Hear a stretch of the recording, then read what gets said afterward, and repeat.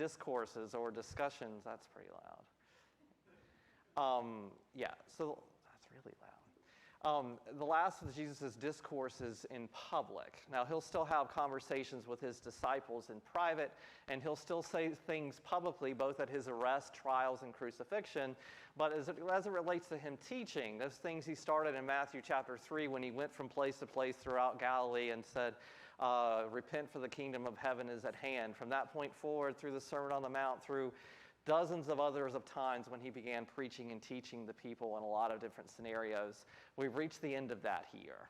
And the last of those really start in Matthew chapter 24, and it's preceded by, as Jesus is leaving the temple one night, maybe Tuesday or Wednesday of that night, after basically giving his last sort of condemnation of the Pharisees and the religious leaders in chapter 23, some of his disciples point out to him as he's leaving the temple that night how beautiful the buildings are in that temple. This temple which took 40-some years for King Herod to build, and how beautiful it was, and how important it was that that temple had been rebuilt as Herod had done so. And Jesus replies to them in saying in Matthew 24 at verse 2, "Do you see all these things? I tell you the truth, not one stone here will be left on another. Every one will be thrown down." And for the remainder of chapter 24, Jesus starts to look forward, somewhat forward in a few years, and somewhat forward to things that have not yet happened. And so in Matthew chapter 24, at least the beginning of the chapter is about, as we understand it, the destruction of the city of Jerusalem in the year 70. And so as he is specifically talking to them there in the beginning of this chapter, when they ask him, or when they tell him about how beautiful the temple is, and he responds by saying it's going to be destroyed, in some respects, that's what he's referring to. The temple would be destroyed when the Romans came in and sort of destroyed most of the city in the year 70. And then about halfway through the chapter, at about verse 35, Jesus begins to shift. And he begins to answer the second of their questions. And the second of the questions that he was asked in verse 3 by his disciples was this: "What will be the sign of your coming and of the end of the age?" And so that's not a question about the destruction of the temple particularly. That's a discussion or a question about Jesus' return. And so in the second half of the chapter, it's really getting at Judgment Day and the circumstances that are going to take place around Jesus' second coming. And as was mentioned at the end of our class last Wednesday, someone actually said, well, we don't actually really know all that much about the circumstances of Jesus' return. We know some very basic things, and we know what we need to know, but a lot of the circumstances there we don't know. What do we know? Before we even get into the rest of this chapter, what do we know about the timing and the circumstances of Jesus' return? We don't know when it's going to be. Don't know when, right? In fact, he says that in particular, doesn't he, in verse 36? No one knows, not even the Son of Man knows. And so we don't know the specific timing of it, but do we know anything about it? Okay, so we do know some of these circumstances, like that he will be coming in a cloud. All right, so we've got two passages which give us some indications on it. First Thessalonians chapter 4, and a little bit in 1 Corinthians chapter 15. And as Alma tells us that there are some parts of the manner of his return, that he will come in a cloud. That's actually, we're told that both in both 1 Thessalonians and 1 Corinthians. What else about the circumstances? Yes? Gabriel.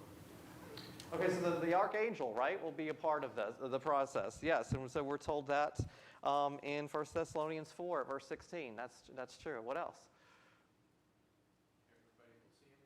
Everybody will see him. Okay, so it will involve everybody. So of all generations will be a part of that. Both those who were still living at the time and those who had passed on before Jesus returns. We're told that in 1 Thessalonians chapter 4 as well. In fact, that's what that entire passage is designed to comfort the people about. Anything else? Feel like a trumpet kind of sound. Yes. Both of those passages, 1 Thessalonians 4 verse 16 and 1 Corinthians chapter 15 at verse 52, both tell us that there will be a trumpet call as a sort of sign that this is now happening. So a lot of the manner and way in which Jesus' return we're already told about. And then as I think Ken was getting at, sort of the order in which things will take place. we're told in 1 Thessalonians 4, verse 17, that of course those who died in Christ first will rise, and then those who are still alive at Jesus' return will be called up to meet him in the air. And that for those, there will be this change in the body from the physical, that is the corruptible, to the incorruptible, and it'll happen as is described there by Paul in, quote, the twinkling of an eye. So we've got some of the circumstances of Jesus' return are laid out in those other scriptures. Now, of course, remember, at the time he's saying that, those books haven't been written yet. So at the time that Jesus is speaking to this audience, they don't really know much about it at all. He's already talked about his resurrection, at least in discussion with his disciples, so he knows that they know there will be one, but the circumstances, the timing, and all the things that were surround it, they do not know. And so Jesus is giving them maybe a little bit more information about it here, but not a whole lot. Starting in verse 37, going through the remainder of the chapter. And the point of this is really not to sort of give them a detailed instruction of the way things are going to take place, but really just to tell them that it's going to happen and how they need to prepare for it to happen. Notice first verses 40 and 41. 2 men will be in the field, one will be taken and the other left. 2 women will be grinding on the handmill, one will be taken and the other left. The point being there that there will be a clear distinction made by the Lord in his judging at that time. There won't be any sort of ambiguity as to who is on which side or the other. And then also from that point forward, he really gives them instruction about what you might call watchfulness, verse 42 through the end of the chapter. And he tells them, verse 42, therefore to keep watch, because you do not know on what day your Lord will come. And the remainder of the chapter really is about being watchful, being careful to be ready for when these things take place. Verse 48 and 49, he says it this way, but suppose this servant, the servant of the Lord, is wicked, and he says to himself, my master is staying away a long time, and then he begins to beat his fellow servants and to eat and drink with drunkards. His point seems to be, well, let's first notice that this is not the first time Jesus has told that particular story or used that particular analogy. In Luke chapter 12 at verse 45, he uses that same analogy, both in describing watchfulness and what happens when a person becomes a bit complacent. And the fact that he goes back to this again and again and again seems to show us that he worried that his disciples might become complacent over time. This condition of watchfulness that he's describing here is what we in more modern terms might call almost hypervigilance, that you are like on your tippy toes waiting for it. And he's saying that is what the constant condition you need to be taking. You don't know when it's going to happen. Could happen any moment. That trumpet could sound at any time. And so your readiness level always needs to be at 10. And what he's describing here, the same way he did back in Luke chapter 12, is a circumstance where a person lost that edge. And so this being a servant who's been left by the master, and you think about how many parables really start that way. The landowner, the king, the master, the owner of the vineyard, leaves the servant behind and goes off to a distant land for so and so long, such and such time, and then he comes back. Well, you've got that in-between time where those servants are really on their own, and it's up to them to do the work they've been told. It's up to them to make sure they're ready for the master to come back whenever he's going to come back. And if you lose that edge, and if you lose your sort of watchfulness or your vigilance, then you get this story that he tells there in verse 48 and 49 of the person who becomes complacent. And not just complacent, violent. Begins to beat the fellow servants, and eat and drink with drunkards. Now, I would imagine that the servant knows as he's doing that, that's not okay, right? He knows as he's beating the servants and doing the drinking that the master wouldn't like that, right? So why does he do it? 2 options. Does he do it because it's been so long he doesn't think the master's ever coming back? Or does he do it because it's been so long that the master hasn't come back that he thinks, well, I can do this for a while and then get right before he comes back? You see the distinction? Has he lost hope that the master is ever coming back? Or does he just think that he now has a little bit of time to go on a little bit of an adventure here and not lose any option? Yeah. Sorry? Yes. Yes. So you see it as him thinking, you know what, I have time, I can make this right later. And we don't. We just don't know. It's a big risk for him to take, isn't it? What got him to the point where it was something he was willing to, it was a risk he was willing to take? How does a person get there? Being lax, being lazy, being put off. You get to that point. It's been so long, he had been waiting so long, he had been vigilant for so long. He's tired? Is he angry? Seems angry, right? He's beating people up. Seems pretty angry. Is he angry at those fellow servants he's beaten up, or is he angry at the master for not coming back? You should have been here already. Should have been here already, right? And in fact, people are going to come to the members of the early church and say, you know what?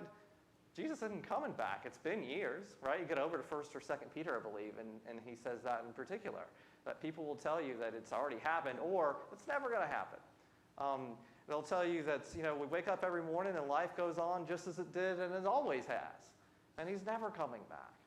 Jesus sees that as a substantial risk to his disciples, enough so that he tells the story on multiple occasions. And in his last discourse, he comes back to it and focuses on this notion of being watchful and making sure that you are aware and vigilant at all times, because like we said, you just don't know when he is coming back. That does sort of lead directly into the chapter 25, the next two parables that he tells, which are to some degree about watchfulness. And the first one is very specifically about watchfulness, the parable of the 10 virgins, and then the parable of the talents that follow it. And nothing would make me happier than to spend the next 45 minutes talking about the parable of the talents. But I have theories.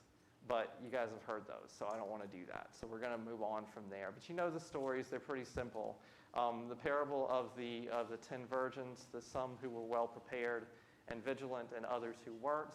And when the bridegroom actually does come back, their outcomes are very different because of their preparation, their watchfulness, or their lack of watchfulness. And that's the point Jesus has been getting at through the second half of chapter 24 and the first half of chapter 25. Is the importance of never falling into the complacency that he worried his disciples would face. All right. From there, we get into Matthew 25, starting at verse 31. I do want to spend a few minutes here. I think you can read this part of chapter 25 all the way through the end of the chapter. This answers the most important question that any of us will have to ask ourselves. What does God require to enter heaven? That question is answered in this chapter. Because what he presents here in chapter 25, verse 31, he says, when the Son of Man comes in all his glory and the angels with him, he will sit on his thrones in heavenly glory, and all the nations will be gathered before them, and he will separate the people one from another, as a shepherd separates the sheep from the goats. And so the fundamental question that we all have is, of course, we all want to be a sheep. And if we're going to be a sheep, we get some instruction here is how God, Jesus, sitting on his throne on that last day, will separate those two groups. And so he starting in verse 34 and really through the end of the chapter, and he lays out really kind of the traits of the sheep and the traits of the goats. And so as we sort of stand here for a second and think about this, really what I'd like to do is think about what the dividing line is and what the traits are that he identifies here that make up a sheep. Now, you sort of know how he describes it, starting in verse 34. The king will say to those on the right, come, you are blessed by my Father. Take your inheritance, the kingdom prepared for you since the creation of the world.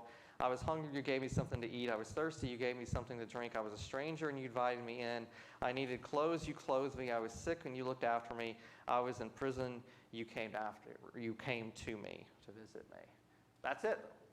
Well, it's not it, but that's the description he gives here is what makes for a sheep. Okay, so let's parse that. What are the traits that you see there that represent the sheep?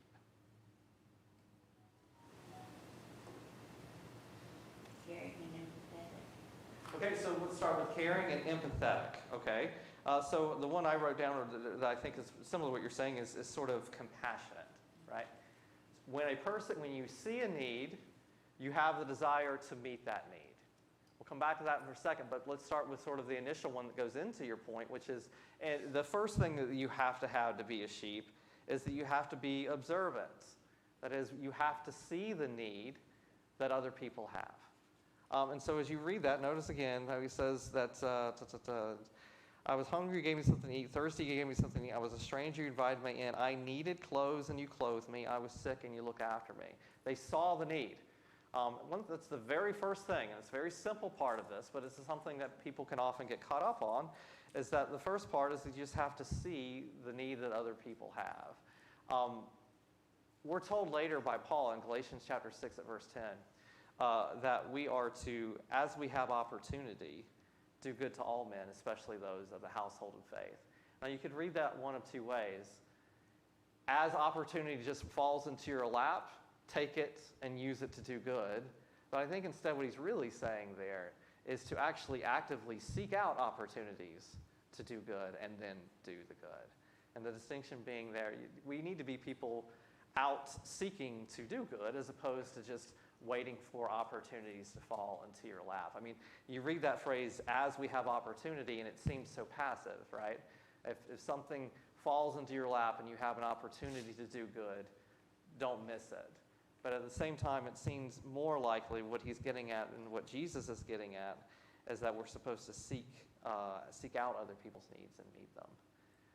But then to the point that you made a second ago, that the next one is that, of course, the sheep has to be sort of compassionate. When they see a need, they feel compelled to extend out and meet it. Now, I think a lot of these are really summations of things that Jesus has told us throughout his ministry. And like for this one, it really stands, the person he's describing here, the sheep that he's describing, stands in sharp contrast to someone he tells about in Luke chapter 16. Remember the rich man and Lazarus. Where is Lazarus when we meet him? Luke 16 at verse 19. Where is he? In the beginning, he's outside the rich man's gate, begging for the crumbs off his table. Good. So he's outside the rich man's gate. And what does the rich man do for him? Nothing. Does he see him? You think? It'd be hard to miss him, right? And so if he observes him, that's trait one. But two, he doesn't have any sort of compassion on him. He doesn't see, or he either doesn't see the need, or more likely, he doesn't feel any need or any compulsion to try to meet that man's need. And of course, we know that how Jesus is using that instruction in that chapter. But again, it's just to sort of contrast the sheep and the goats' compassion. Here's one that maybe you're not thinking about. Read the one in verse Matthew 24 at second half, verse 35. I was a stranger, and you invited me in. Where are you inviting the stranger? To whose house? God's house? Well, my house. You invited me in. I'm a stranger. I'm in need of some place to go. I have no place to stay.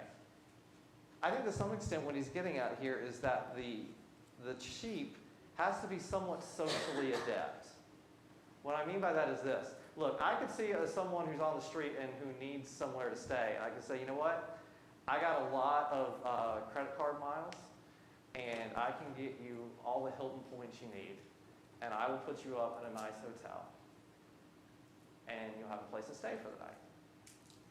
But instead, this person's saying, no, I'm inviting you in with me, right? That's a different step. This is hospitality. You're welcome into my house. Now that's taken it to another level. It's not just me trying to meet your need. It's me wanting to build some sort of relationship with you, me inviting you into my own home. I mean, again, let's put it into context of what Jesus has described before. Luke chapter 10, the Good Samaritan. What did he do? Did he get the man a hotel room? Yes. Yeah. Did he do anything else? Took care of his wife. Yeah, but he took care of him before that. And so he stayed with him and took care of him, bundled up the wounds, then gave him the place to stay, and then gave the innkeeper money for future care. The point I guess what I'm saying here is we can't look at our obligation to others as just a checkbook responsibility, and say, here, I'll give you some money, I'll provide for you somewhere else. These seems to be getting at you inviting me into your home. There's a hospitality component to this. It's not just about meeting the need physically, it's also about building a relationship with this person going forward. That's another requirement for the sheep to be a sheep. What else? Here's the one that's always stood out to me in this list. The end of verse 36. I was in prison and you came to visit me. Are we doing that? What does that even mean? You were still with me when I was at my lowest. With me when I'm at my lowest. Okay. So why is this person in prison, do you think? Not given. Sorry? It's not given. We're not sure. We don't know. Any ideas? Trials and tribulations to go. Sorry? We all have trials and tribulations. Okay, we all have trials and tribulations. What would be different than between this one and the one that immediately precedes it? I was sick and you came to visit me, as opposed to I was in prison and you came to visit me. Still trials and tribulations. What other kind of trials and tribulations other than illness is he talking about? Well, back then, it could have easily been persecution for their Christianity. Okay. There might have been a feeling of fear. If I go visit that person in prison, then I'm going to be, recognized as a Christian myself, and so I'll be in danger. So that could be what he's talking about here. That's how I've always read it. And so that the next sort of attribute or trait of the sheep is bravery. Your willingness to associate with those who have been, in their era, persecuted, imprisoned for the gospel's sake. And we see that arises as an issue from time to time. Paul praises some of his traveling companions, 2 Timothy 1 at verse 16. This individual, he says, was not ashamed of my chains, implying that others were. Yeah. In James 2:15, it talks about the brothers and sisters without clothes and say, just, I'll pray for you.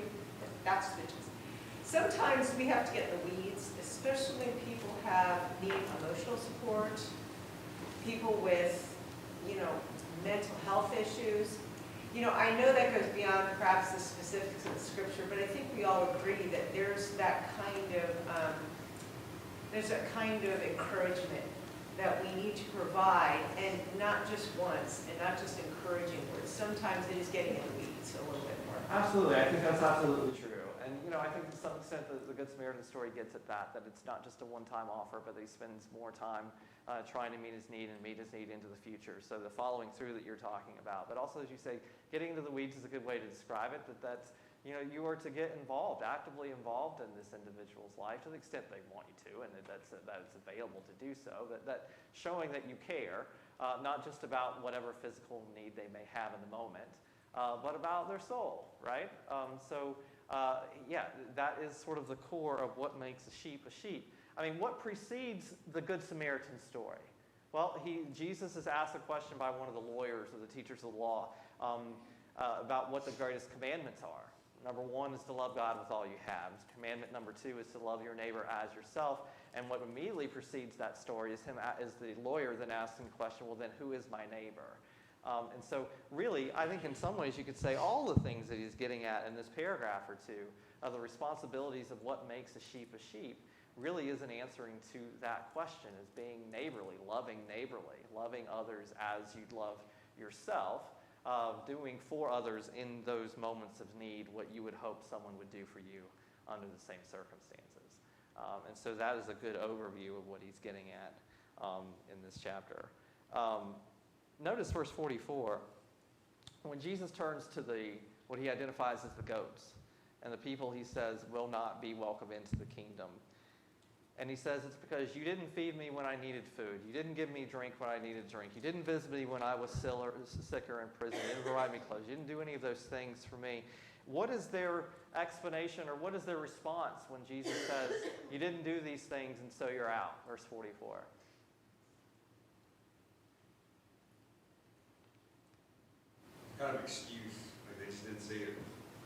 Yeah, when did we see you in all of these needs and not provide? What's the implication of that question?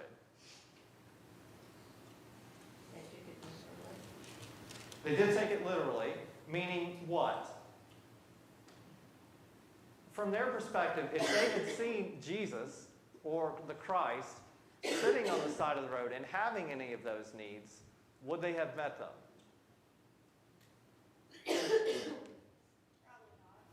They wouldn't have done it? They're saying they would. They're saying they would, right? Oh, if we'd only known. What they're saying is that, Jesus, you told us if you would have helped me, you'd be in. You go from goat to sheep. Here with verse 40, light on that. So verse 40 is where the king answers their goat and says, truly, truly, I say to you, to the extent that you did it to one of these, my brothers of mine, to the least of them, you did it to me. That's where the difference comes in. Right. Yes. So the goats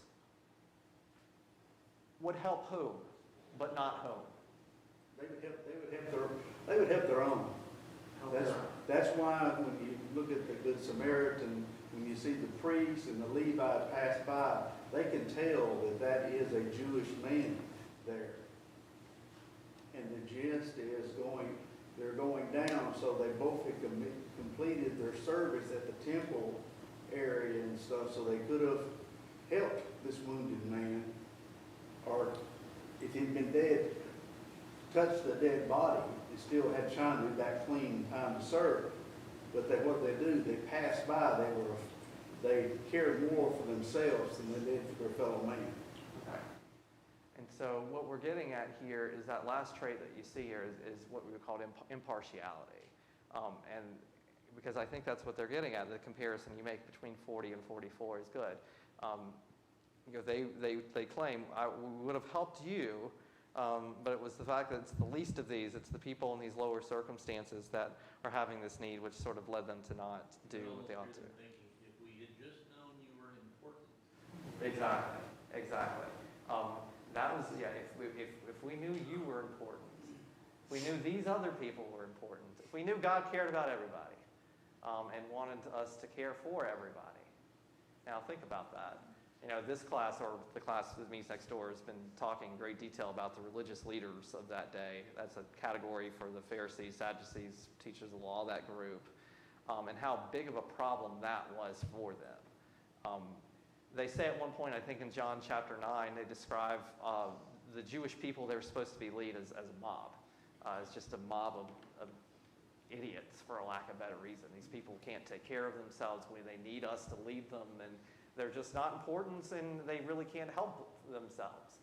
That's how they looked at the people around them. And so that's sort of the goats that are being described here in somewhat great detail.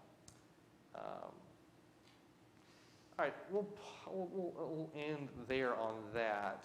But notice verse 46, of course, that these are the eternal. There are eternal consequences for both the sheep and the goats. Eternal punishment for one, and eternal life for the other. All right. So with that said, you get into chapter 26, and when you get into chapter 26, we go from Jesus looking deep into the future until Jesus talking about the immediate, the present, what's going on, and the immediate peril that he faces here. So in Matthew 26, verses 1 through 5, now Jesus is going to give his disciples one more piece of the puzzle about what's about to take place at the end of his life. In verse 1 it says, Jesus finished saying all these things, and now he is going to tell his apostles a little bit more about the circumstances of his crucifixion. What do they know so far? This is the fourth time Jesus has talked to them about the nature and circumstances of his death. Matthew 16, Matthew 17, and also in Matthew 20, and now he's going to tell them again in Matthew 26. So what has he told them so far? What do they know, if they're paying attention? What do they know about the nature and circumstances of Jesus' death?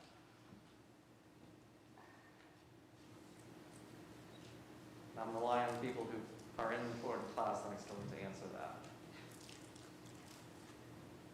Remember Matthew 16, Matthew 17, Matthew 20? What has he told them? Just give me something that he's told them so far. He's told them that they don't understand it still. They still don't get it. They don't. No. And in fact, Matthew 20, the third time, it actually does explicitly say they just didn't understand and they were afraid to ask him about it. But what has he told them?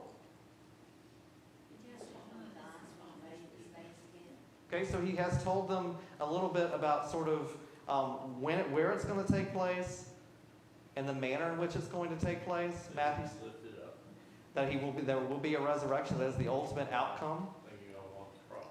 Lifted up on the cross, and he talks about, if you lift me up, that's being on the cross, like Don's saying. There will be a crucifixion. So that you guys have hit, I think, mostly all of them. The place that's going to be in Jerusalem, Matthew 16, verse 21. Who's going to instigate it? That he will be delivered by the religious leaders. That's Matthew 16, 21. Also that same verse, that there will be a resurrection. He told them all that the first time. Right after Peter's great confession in Matthew 16, he almost immediately tells them those three things. Who's going to do it, where it will take place, and that there will ultimately be a resurrection. The third time, in Matthew chapter 20, verse 19, he gives them one more part of it. He tells them the manner in which it will happen. That the Son of Man will be mocked and flogged and crucified. Now that tells them a little bit more than another piece of it, because that tells them it's going to be really, really bad. Because that doesn't happen in a normal Jewish execution, right? Jews can't do that. In fact, Jews will go to Pilate and say, we can't do that. Only the Romans will be able to do that, and that will only be reserved for the worst of the worst. So to the extent they're understanding any of this, he adds that piece onto it in Matthew chapter 20 as to how much worse it's going to get. What does he give them in chapter 26 at verse 2? One more piece of the puzzle.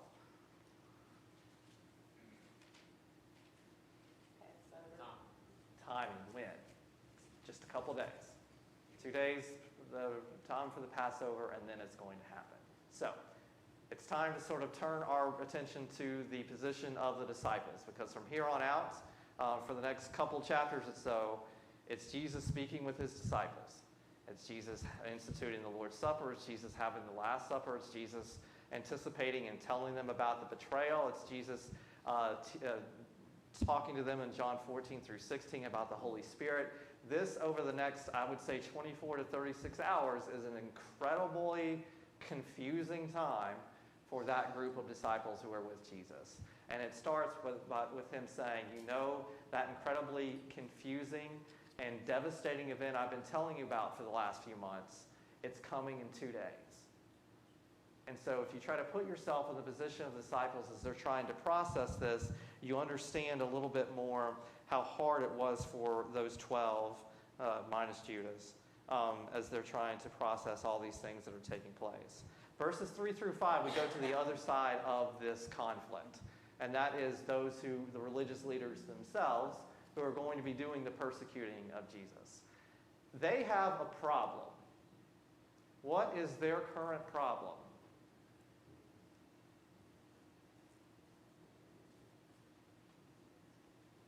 They're envious of the attention Jesus is giving. Okay? So Jesus is their problem in a broadest of senses. More specifically, what about Jesus? What do they want to do? They want to kill him. They've wanted to kill him for a long time, right? We go back to John chapter 5, verse 18. This is the first time we're told that they wanted to kill him. He healed someone on the Sabbath. They didn't like it. They asked him about it. He answered in a way they didn't like it. And so they said from that point forward, they tried to kill him. So they've been wanting to kill him for a long time. So why is he still walking the earth? Why haven't they been able to pull it off? Who? What people? Jews, the public. Okay? So why are the public a problem? Why is the public an impediment to what they really want to do, that is kill Jesus? Well, he's a popular figure. I mean, he's healed people. Obviously, people see him as a very powerful person. Okay. And you just don't, unless you want to get in trouble with the people, and that's the last thing they want to do, you don't kill the person that's popular with them.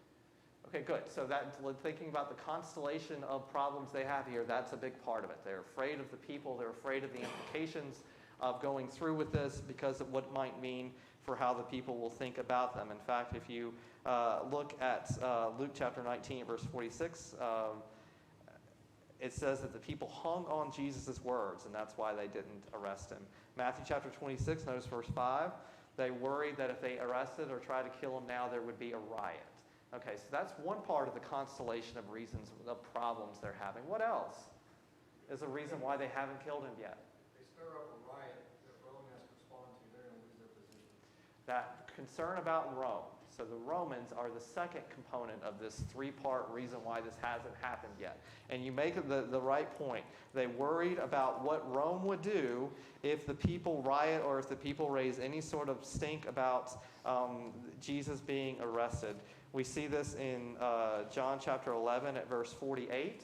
After Jesus resurrects Lazarus, there is a meeting of the Sanhedrin, and they come to the conclusion Jesus has got to go because this is one miracle we can't even argue against because Lazarus is sitting right here. We all know he was dead, and we know now that he's walking around. We can't do anything with that. This guy has got to go. But they couldn't do it right then because, as it says in that verse, they say, quote, we have to do it now, but we have to do it, we can't do it now, or we can't do it in the public because the Romans will come in and, quote, take away our nation.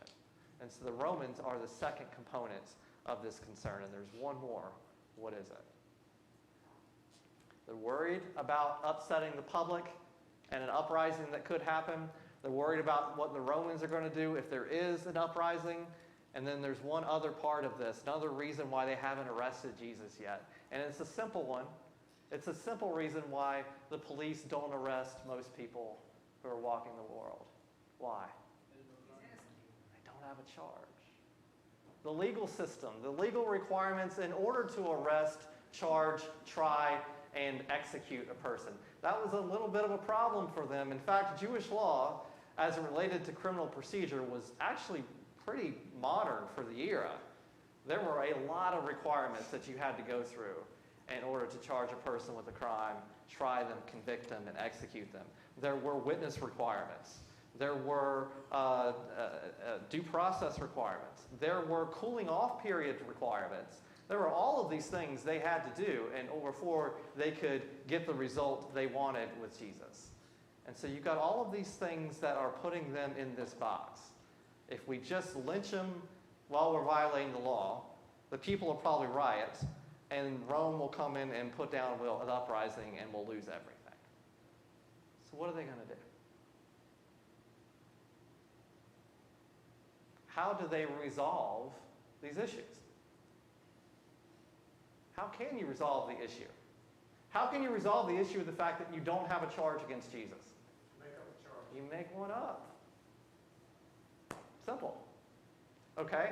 What do you do about the fact that if you arrest Jesus in public, the people will riot? Do it in private, right? What do you do about the fact that you worry that if the people will riot, that'll cause problems with Rome? Well, you don't let them riot. You don't let them know what's going on. And so there's really two things that they're trying to do here. We're going to need to make something up as the charge goes, and we need to make sure this does not happen in public. Those are their sort of two concerns, or the two things that are really going on here. And that brings us to this unfortunate individual that we read more about down in verse 14. Matthew 6:26, starting at verse 14, where it says, Then one of the 12, the one called Judas Iscariot, went to the chief priests and asked, What are you willing to give me if I hand him over to you? So they counted out for him 30 silver coins. From that time on, Judas watched for an opportunity to hand him over. Does Judas help the religious leaders solve their problem? What does he offer them? What is the deal they're actually making with him?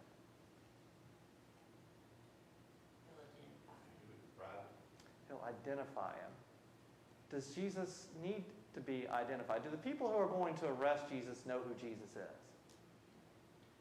Has Jesus been hiding from the people who are going to arrest him? No, in fact, as they are arresting him in Matthew 26 at verse 55, he ultimately says to them, Hey, I've been in the temple every day teaching. You didn't arrest me then. What is Judas actually offering them that they're willing to pay him for? Absolves.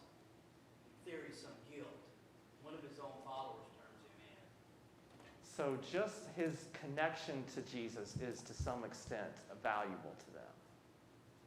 That someone is turned on him. How would they use that? Does that mean that they then go back to the public and say, okay, we know you love Jesus, but now that one of his own have turned on him, hoping that the public would then turn on him? Is that how they would use that? Maybe as a witness? That's a good question. Did they ever intend to use Judas as a witness at Jesus' trials? What would Judas testify to? Everything wrong. Is that part of the deal he makes here? Or is that going to be another 30 pieces of silver? It's a good question. It's a really good question. Did they ever intend Judas to be a witness? Would he have been willing to be a witness? When he came back to try to return the money, they didn't seem interested in keeping him on the team. That's a good point. When he does realize his huge mistake and tries to purge himself of the evil he's done, what is that to us? That is, I think, their specific statement to him. So it seems what they really wanted from Judas is what? Look over at Luke's account, because I think Luke gives us the clearest indication of this. Look at Luke 22 at verse 6.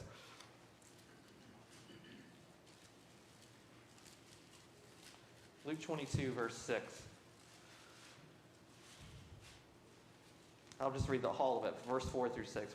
And Judas went to the chief priests and the officers of the temple guard and discussed with them how he might betray Jesus. They were delighted and agreed to give him money. He consented and watched for an opportunity to hand Jesus over to them, quote, when no crowd was present. So that's the key part. That's what they're paying for here. If they wanted Jesus on Thursday, he'll be in the temple. You can find him. They don't want to arrest Jesus in the temple. That's going to cause problems with his popularity here, and they fear if there is a riot with the Romans. Both of those components of their three-part problem. That won't work. They need it to be in a place where people aren't around or where they don't think people are around. They need an insider who can tell them where Jesus goes when he's not in the temple. And that was really the only value that Judas sort of ever had to them. I heard the bell ring. Next week, you're welcome to join us next door. Next week, we're going to be talking about Judas in great detail. And I want to start with the question or with the statement that is made about Judas twice. First in Luke 22 at verse 3, and then later in the events of Jesus' arrest in John 13 at verse 27. It says, quote, it's at this moment when Satan entered Judas. What does that mean?